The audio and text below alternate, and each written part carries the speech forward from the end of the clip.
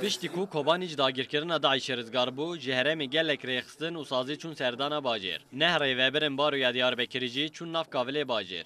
Serokê Baroya Amedê Parêzer Tahîr Elçî, piştî vegera Diyarbekirê daxuyanî da çepemeniyê. Elçî diyar kir ku rewşa Kobanî hêj dibin xeterê de ye.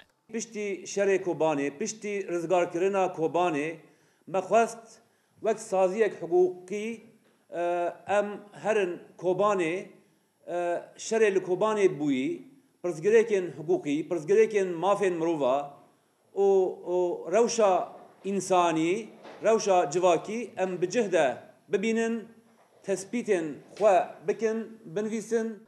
Ji aliyê din ve jî Baroya Amedê bangî sazî û rêxistinên xêrxas kir ku alîkariya bajarê Kobanê bikin. Pêşniyarîkî me heye, em dibêjin gereke her saziyek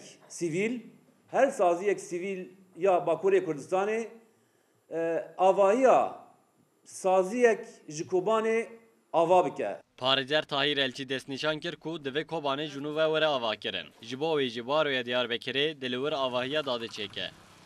Yani em bêjin me wek saziyek hukûkî, wek Baroya Amedê ji bo ku avahiya dadgeha Kobanê ji nû ve ava bibe, ji bo em bêjin Baroya Kobanê ji nû ve ava bibe, em ê li nava endamê xwe de kampanyakê dest pê bikin.